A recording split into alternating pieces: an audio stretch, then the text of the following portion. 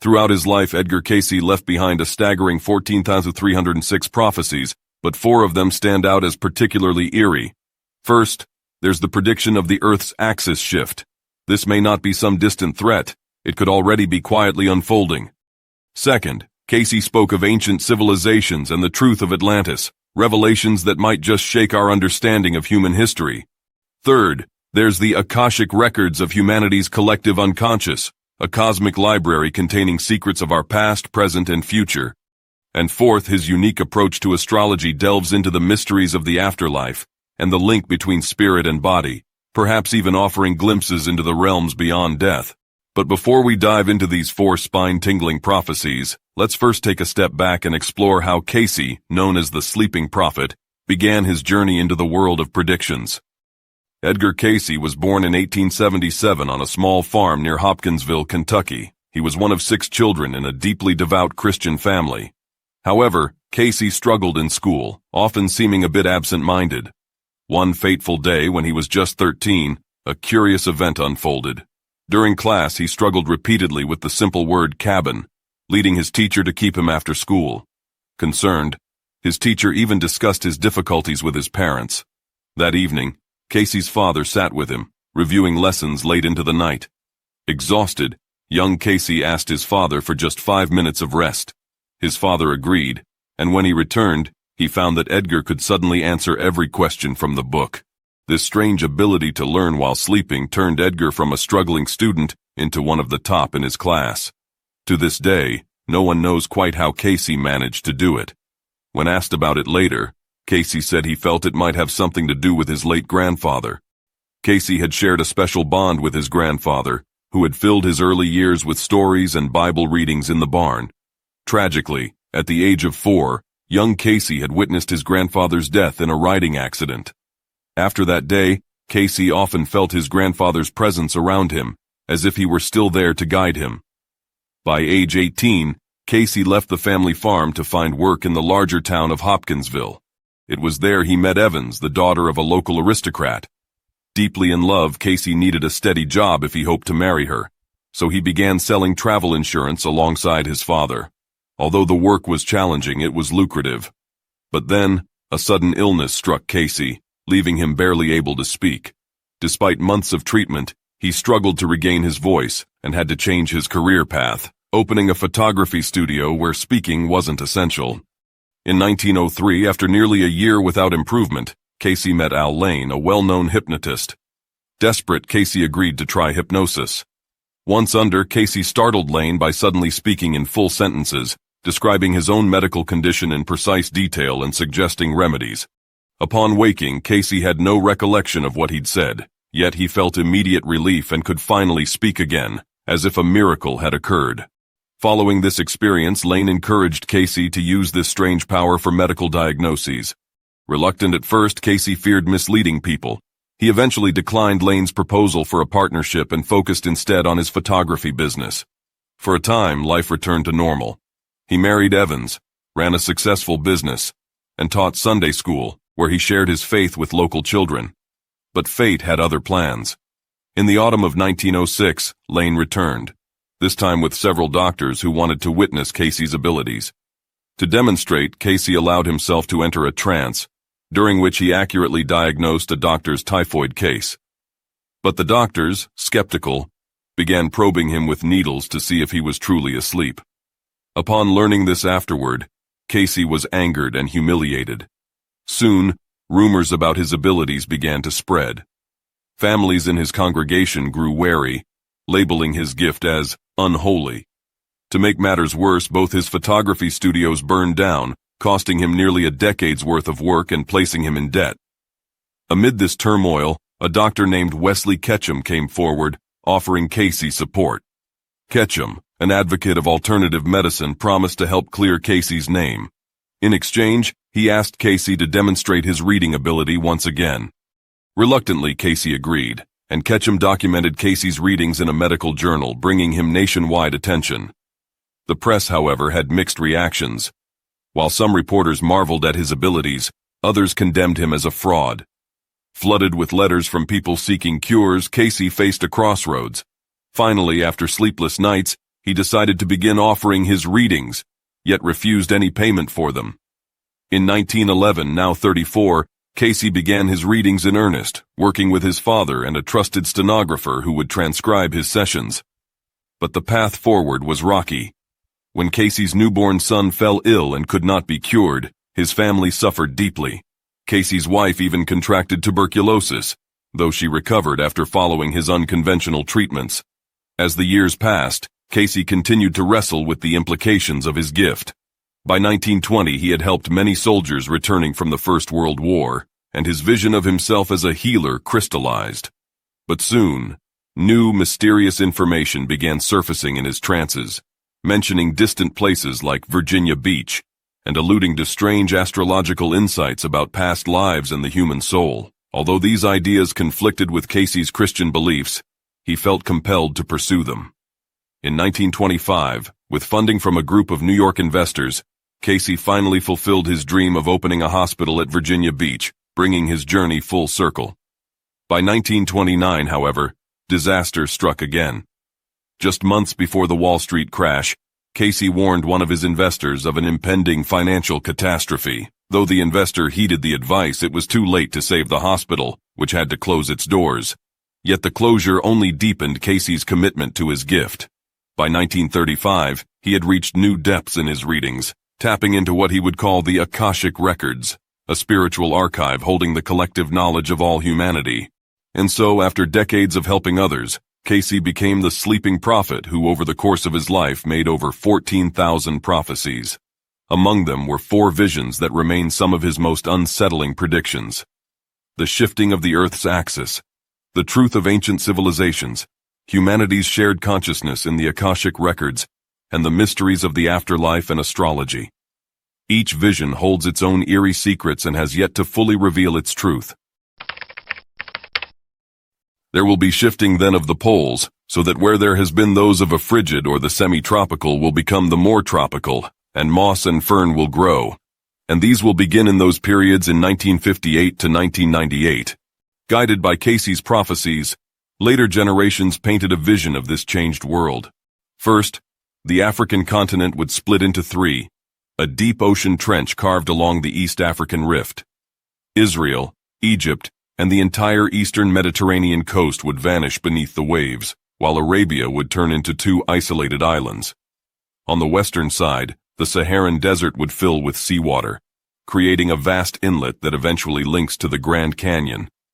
But to the west of Africa, something mysterious would emerge from the Atlantic. The fabled continent of Atlantis, lost for eons, would reappear. Europe in this vision becomes a series of islands, its lands fragmented by water. Portugal remains intact, while Spain becomes an isolated isle. France and Switzerland shrink to 2 small islands, one north, one south. Italy retains only its central mountain range, though Corsica and Sardinia expand into a sizable landmass. Germany and the Czech Republic transform into separate islands, as Eastern Europe and Ukraine sink into the sea. England and Scotland split into 3 islands, and Ireland becomes a waterlogged marshland, unable to sustain life. Northern Europe is replaced by 8 new islands, while European Russia dwindles to a narrow strip and 2 isolated landmasses. Moving to North America, Canada lies submerged, but Greenland expands dramatically. The Great Lakes, now turbulent, connect south to the Gulf of Mexico and east to the Atlantic Ocean. The entire eastern coast of the United States floods, leaving only a series of islands in place of California. But across the Western Ocean, another lost land rises, Lemuria, with a northern island appearing once again.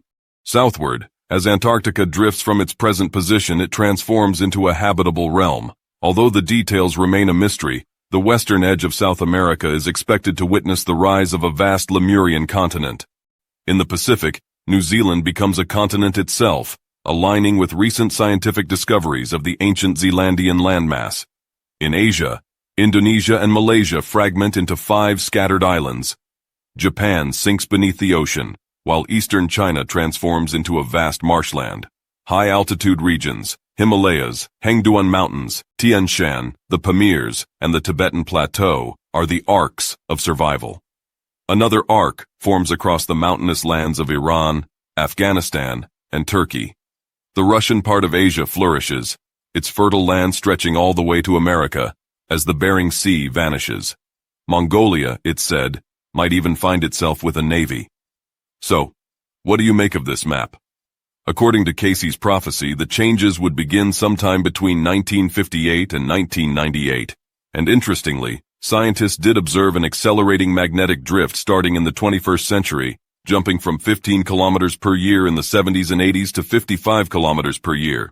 Though the shifts in magnetic fields don't perfectly align with the axial tilt, a NOAA report added to the unease, as it confirmed the magnetic acceleration indeed began in 1998. In 1930, Edgar Cayce first mentioned a mysterious space beneath the Sphinx, where records of the ancient Atlanteans are said to be stored. He called it the Hall of Records, containing the true origins of humanity, the history of Atlantis, and other ancient knowledge and technology. Throughout his life, Cayce made over 700 predictions about Atlantis and the Hall of Records. Pieced together, these fragments form an intriguing story. Around 200,000 years ago, there was a continent in the Atlantic Ocean known as Atlantis, home to an advanced civilization. This civilization was composed of 5 types of people, reflecting 5 distinct senses. Cayce explained that each sense had a color: white for sight, yellow for hearing, green for smell, black for taste, and red for touch. These 5 groups were distinguished by their sensory strength and had identifiable colors in their appearances. The Atlanteans possessed highly advanced physical technology, including devices that could control gravity, anti-gravity vehicles for travel, and giant crystal-like structures that provided limitless energy. Cayce also claimed that the Atlanteans had extraordinary psychic abilities, including telepathy, the power to alter matter with their minds, and even the capacity for astral projection. Yet, despite their remarkable progress, the Atlanteans shared humanity's drive for higher, faster, stronger. A part of their society sought more power and control, evolving into self-centered elites. This lust for supremacy ultimately split the Atlanteans into 2 factions. One group, known as the Law of One, advocated a return to nature, while the other, called the Sons of Belial, became obsessed with technological mastery. The Sons of Belial disregarded all moral boundaries in their pursuit of desire, while the Law of One emphasized unity, body, mind, universe, all as one force. While the 2 factions clashed, a third group emerged, hybrids between humans and animals. Lacking the psychic connections of the Atlanteans, they resembled the primitive beings on other continents at the time. Known as beastmen, they were enslaved by the Sons of Belial, while the Law of One worked to free them, hoping to connect them to the unity they valued. This internal conflict among the Atlanteans lasted for 100,000 years, breeding resentment and growing disparities. Eventually, the Law of One realized they too had been consumed by the desire to dominate. Over time, both factions grew distant from the natural powers they once possessed, and an impending sense of doom settled over Atlantis. Destruction felt inevitable, beyond any remedy. Then came 3 catastrophic events. The first, around 50,000 years ago, involved massive volcanic eruptions and super-earthquakes, ushering in an ice age. The second, 28,500 years ago, brought a worldwide flood that fractured Atlantis into 3 smaller landmasses. The final disaster, 10,600 years ago, marked the complete disappearance of Atlantis, not merely a sinking, but a sudden vanishing, with only a few survivors escaping to the Nile and the Sahara's edge. Foreseeing their end, these survivors hid time capsules, Hall of Records, across the earth, hoping future generations might one day unearth them and bear witness to their history and knowledge. One fascinating prophecy claimed that Atlantis would re-emerge near the eastern coast of North America in 1968. While this did not come to pass, something remarkable did happen that year. Underwater archaeologist Joseph Valentine, while diving off the Bahamas, discovered an unusual stone formation 6 meters underwater, now known as the Bimini Road.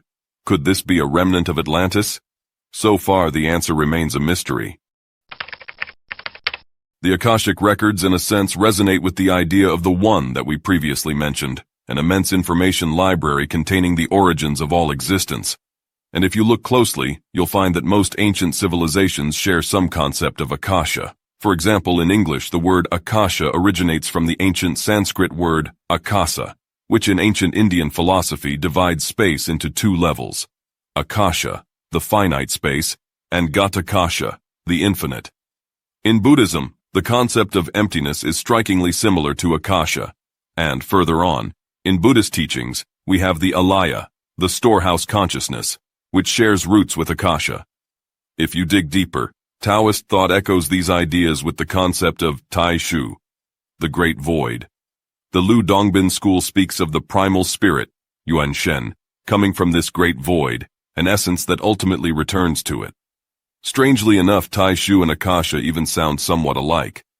This great void, Tai Shu, is said to hold all primal spirits, past, present, and future, in a timeless state, and our primal spirits can sometimes connect to it through dreams. This is why in dreams we might experience days or even lifetimes only to wake up and find mere minutes have passed. Our minds simply aren't equipped to handle the vast data within Tai Shu. Practitioners in Taoist traditions like the Lu Dongbin lineage aim to cultivate the pure yang body, a state of mastery where one's primal spirit can freely navigate Tai Shu. Turning to Indian Buddhism, they describe alaya as the repository of all seeds. Humans have 8 consciousnesses. The first 5 are sight, hearing, smell, taste, and touch. Then there's the 6th, our mental consciousness, an intangible perception above the senses. The 7th, called manas, goes even further, representing the root of our individual consciousness, often referred to as the I beyond I. This 7th consciousness links directly to the 8th, alaya, where every seed of action, thought, and emotion is stored. Isn't this similar to Tai Shu, the great void of Taoist teachings? Then, what about Edgar Cayce's Akasha? He described it as an outline of everything that has ever happened or will happen in time. All thoughts, words, feelings, and awareness not only of humans but of all entities and life forms across past, present, and future. Cayce believed that his prophetic visions of Atlantis and other historical insights came from accessing the Akashic records in his dreams, where he glimpsed this one that permeates all of existence. And if we think about it, doesn't this Akasha share a remarkable resemblance with India's Akasha and China's Tai Shu? The notion of ancient knowledge becomes even more intriguing when we consider the work of Carl Jung. After reading The Secret of the Golden Flower, a Taoist text attributed to Lu Dongbin, Jung developed his own concept of the collective unconscious. He described it as a vast seabed of awareness connecting each individual iceberg of consciousness. Is this another way of interpreting the universal truth these ancient ideas point toward? Maybe, just maybe, we do connect to this vast network in our dreams, a brief link between us and the collective unconscious or Akashic records. Even if we forget what we've seen or felt upon waking, people like Edgar Cayce, through unique natural gifts and years of dream training, may have developed the ability to reach and record pieces of this mysterious one. Beyond Atlantis, Cayce's journey into the Akashic records revealed countless metaphysical insights, including his 4th major prediction and the mystifying Cayce astrology. These records, however mysterious and complex, seem to echo age-old wisdom found across ancient civilizations. Fast forward to the 1940s, Cayce, now over 60, settled with his wife beside the quiet shores of Lake Holly, Virginia. Knowing his own time was coming to an end, he began recording an outpouring of visions, insights on health, family relationships, and the purpose of life itself. One of the few surviving recordings of Cayce dates to 1943, a response not about Atlantis or the future, but his own health. Any stimuli to expect good and moderation. As a lifelong smoker, Cayce had asked if he should quit. The answer: any stimuli to excess is harmful, hence, moderation. For his body, this translated to a limit of 3 to 6 cigarettes per day, with a maximum of 8. When researchers reviewed the vast correspondence Cayce received from people worldwide, they found heartfelt letters filled with suffering, terminal illnesses, missing children, severe depression, and poverty. As Cayce neared his last months, he increased his readings to an exhausting rate of 8 per day, compared to his earlier limit of 2, a taxing pace even in his prime. It was as if Cayce sensed the urgency of helping as many people as he could in the time he had left. Finally, in August 1944, his body began to falter, and by September he suffered a major stroke. He was moved to the peace of Virginia's mountain countryside, yet Cayce insisted on returning to the Virginia coast, near the former Cayce Hospital, where he continued giving over 80 more readings and answered 60 letters from those in need. Then, on New Year's Day in 1945, Cayce calmly made his last prediction. He would be buried in 4 days. Indeed, on January 3rd, a final stroke claimed him, and he was laid to rest the next day at the age of 67. As Cayce's wife watched his funeral in their hometown of Hopkinsville, she tearfully remarked, "Remember that little cabin in the forest?" She realized now that his 67 readings of the Bible had foreshadowed his 67 years on earth. Only 3 months later, at sunrise on Easter morning, Cayce's wife passed away as well, joining him in burial. This is the story of Edgar Cayce's life. 70 years after his passing, a 2015 survey by a U.S. charity found that belief in Cayce's prophecies was almost evenly split across all demographics, with 50% expressing belief in his work and 50% denying it. Interestingly, believers in Cayce tended to be notably happier than skeptics, and many were naturally optimistic about life. Cayce's legacy, it seems, is about more than prophecies. He brought comfort to those in grief, hope to the unfortunate, and meaning to those lost. Through over 10,000 readings, he helped thousands without charging a single cent, a true pioneer of nonprofit service. Belief aside, Cayce spent his life giving selflessly to others, urging kindness and humility. And as the survey's organizer put it, perhaps we need dreamers like Cayce even more today than we did a century ago. And that wraps up today's story. Thanks for listening.